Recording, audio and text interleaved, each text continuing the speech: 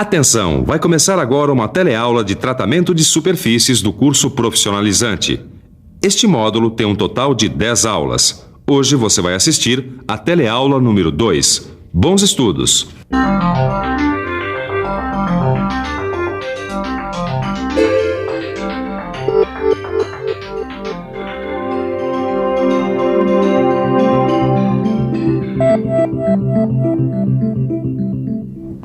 E aí, Ananias? Vejo que minhas peças já chegaram. O que você está esperando para mandá-las para pintura, hein? Estou esperando para te mostrar uma coisa. Você não disse que queria saber tudo sobre tratamento da superfície dos metais? É verdade. Puxa, mas essas peças estão sujas de óleo. Pois é, elas não podem ir assim direto para a pintura, não. Antes elas têm que estar bem limpinhas. É o que a gente chama de pré-tratamento. E não é só óleo, não. As peças chegam como produtos quase prontos para sofrerem os tratamentos de superfície, ou seja, elas já foram trefiladas, fundidas, forjadas, estampadas, usinadas. Sobram na superfície das peças restos de graxa, riscos, resíduos de óleo e abrasivos usados no polimento. O pré-tratamento serve para deixar a superfície das peças bem limpinhas antes de irem para o tratamento propriamente dito. Existem vários procedimentos de pré-tratamento. Quer saber mais sobre o assunto? Se liga, porque esse é o assunto da teleaula de hoje. Na teleaula de hoje, você vai conhecer os processos mecânicos e químicos de pré-tratamento das superfícies dos metais, como o lixamento, o jateamento, a vibração, o tamboreamento, o desengraxamento e a decapagem. Se acomode bem aí na sua cadeira, relaxe e preste atenção. A nossa teleaula de hoje está começando.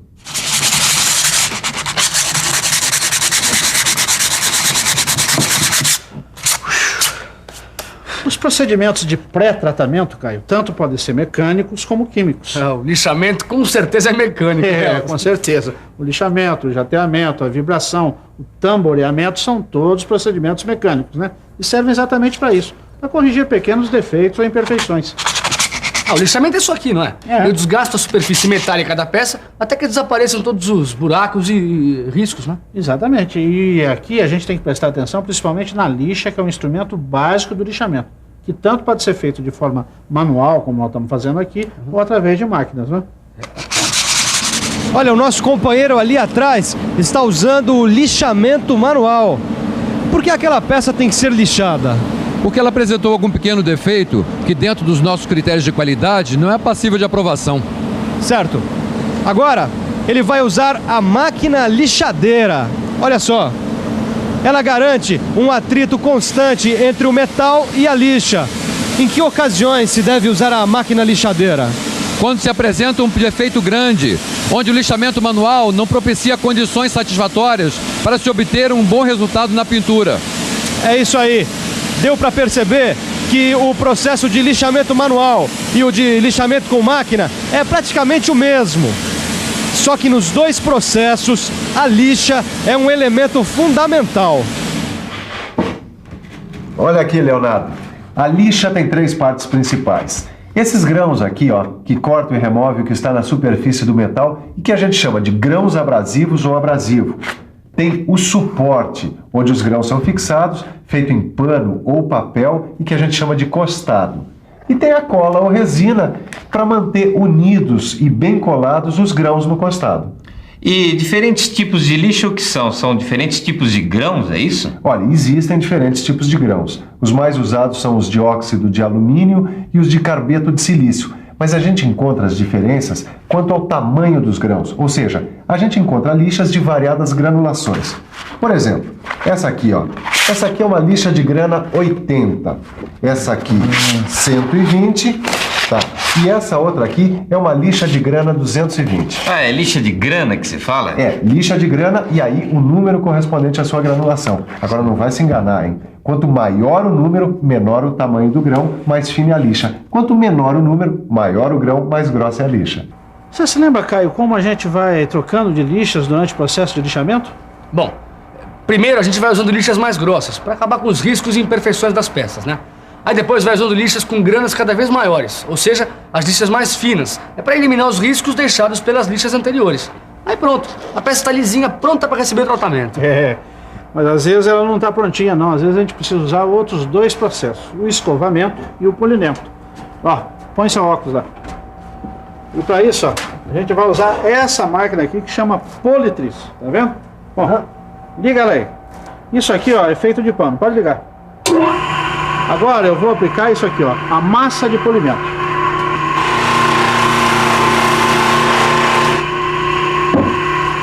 Agora tá vendo essa peça aqui como tá fosca? Olha bem. Olha só como é que a superfície vai ficando toda espelhada. E o jateamento, hein, ó? O jateamento é um outro processo, né? E você? Também quer saber como é o jateamento? Então fique com a gente, nos acompanhe e você vai ficar por dentro.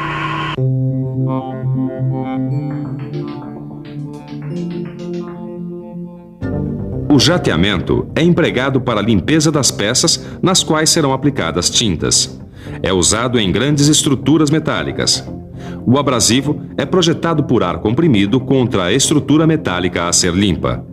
A força do impacto entre o abrasivo e a superfície metálica remove capas de ferrugem ou outras substâncias. O metal fica perfeitamente limpo para receber as tintas anticorrosivas.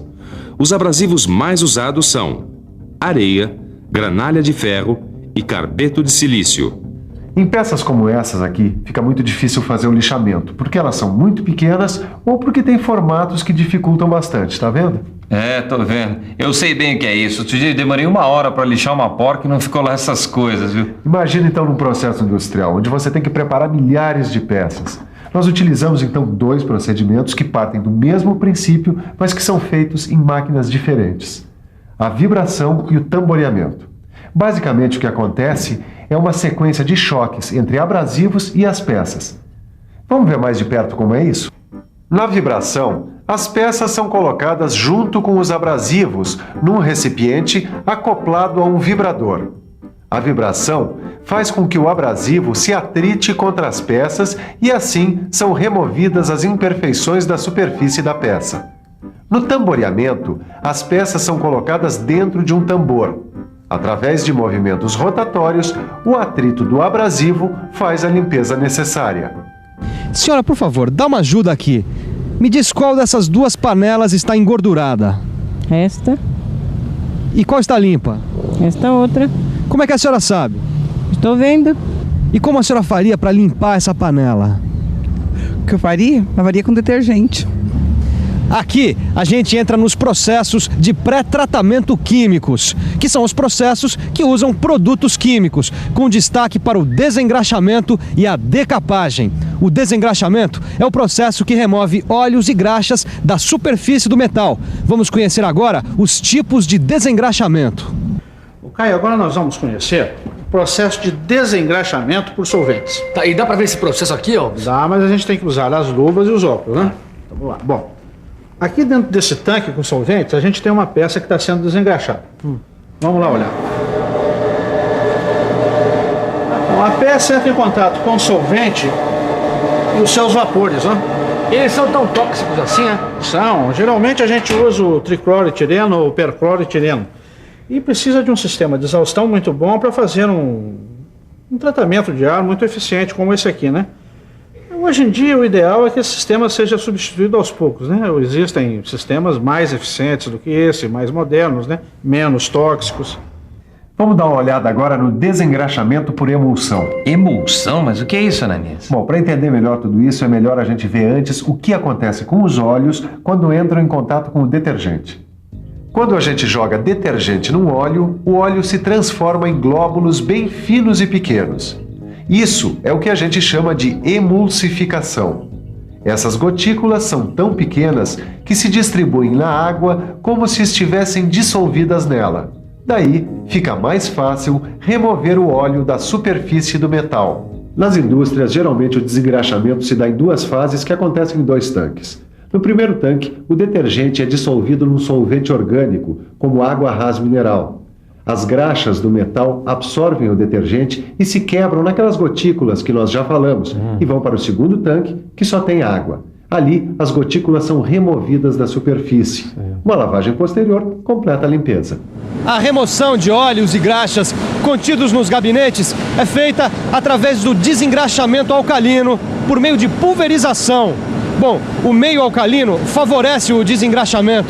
O Laudemiro, que é supervisor técnico aqui dessa indústria, vai explicar pra gente o que é o desengraxamento alcalino e quais são os produtos usados nesse desengraxamento. Bom, soda cáustica, silicato de sódio, carbonato de sódio, detergentes. Certo, e no desengraxamento alcalino, os produtos são aplicados por imersão das peças ou por spray? Ah, por spray. As peças passam por um estágio no túnel de fosfatização e que contém um tanque de desengraxamento, onde se efetua essa operação por spray. Certo. Bom, as peças grandes ou pequenas em linha de produção vão sendo desengraxadas numa operação contínua. Elas vão sendo levadas por correntes transportadoras e os produtos vão sendo aplicados por spray a uma temperatura ambiente de 70 graus Celsius. Depois, elas ainda recebem outros tratamentos para ficarem prontas para pintura. Agora, Caio, tá faltando ver o desengraxamento eletrolítico. E dá pra ver em pequena escala assim mesmo, Alves? É, dá e muito bem visto. O desengraxamento eletrolítico é feito quando a gente vai fazer um revestimento com um outro metal e não com uma pintura, né? Muito bem. A gente pega aqui essa chapa, com óleo, tá? E coloca aqui dentro desse tanque. As substâncias usadas são basicamente as mesmas que a gente usou naquele desengraxamento por imersão. Ah, tá. E por um acaso, a gente vai fazer passar uma corrente elétrica aí? Muito bem. E agora? O que está acontecendo? Quando a corrente elétrica passa pela solução, ela gera gás na superfície da peça. O gás que vai sendo desprendido atua como uma esponja, ou seja, vai esfregando a superfície do metal e a própria solução funciona como detergente. Depois de algum tempo é só retirar a chapa. Veja como que ela está cheia de espuma, parece até que foi esfregada com detergente. Bem bolado, hein, Alves? A gente já viu os principais tipos de desengraxamento. Vamos conhecer agora o processo de decapagem. Ah, eu já vi uma chapa com ferrugem sendo limpa por decapagem. A decapagem é usada basicamente para retirar os óxidos da superfície do metal e deixar essa superfície quimicamente limpa. A gente também usa a decapagem para peças que são difíceis de lixar, como porcas, parafusos e peças pequenas em geral. Basicamente, a gente coloca a peça num tanque com uma substância que retira a capa de óxido da superfície do metal, não é isso? Mas não é tão simples assim. A gente precisa observar certos detalhes e cuidados, como por exemplo, o líquido que está no tanque, que a gente chama de decapante, geralmente é um ácido. E esse ácido não pode atacar o metal da peça. Sim. Por isso, para cada metal, existe um decapante mais adequado. E isso é muito importante. Você deve estar querendo dar uma olhada num metal sofrendo o processo de decapagem. Então vamos lá. Esta chapa enferrujada é feita de aço com baixo teor de carbono. A peça é mergulhada na solução decapante, que para estas condições é composta de ácido clorídrico e permanece lá. Ao final de um certo tempo, ela sai limpa, com a remoção completa da ferrugem. Bom, Caio, outro ácido que a gente usa muito é esse aqui, ó, o ácido sulfúrico. Esse ácido é aplicado a uma temperatura de 50 graus Celsius, mas a gente usa um inibidor, senão ele ataca o metal base. Usando o inibidor, ele só vai atacar os óxidos do metal. Tá bom, mas e os outros metais, como alumínio e cobre, por exemplo? Bom, no alumínio a gente vai usar uma solução de hidróxido de sódio, a conhecida soda cáustica, né? Ah, sei. E para o cobre, ou ligas de cobre como latão, a gente vai usar um ácido crômico ou uma mistura de outros ácidos. Depois vou anotar tudo isso aí, viu, Alves? Não precisa não. E você também, não precisa se preocupar com isso não, que está tudo escrito aí no seu livro de estudos, prontinho para você consultar. O que eu acho que a gente deve fazer agora é dar uma boa passada na nossa teleaula de hoje. Chegou a hora da revisão. E atenção, se liga aí que é hora da revisão. Na teleaula de hoje, você viu que é necessário preparar o metal para receber o tratamento de superfície e que esses pré-tratamentos podem ser mecânicos ou químicos. Pôde conhecer, entre os processos mecânicos, o lixamento, o jateamento, a vibração e o tamboreamento. Conheceu também vários tipos de desengraxamento e a decapagem, processos químicos de pré-tratamento. E aí, Leonardo, pronto para outra? Tô sim, Ananias, quando quiser. E você também, pronto para outra? Então é bom se preparar, porque a nossa próxima teleaula é sobre pintura. Bons estudos e até a próxima!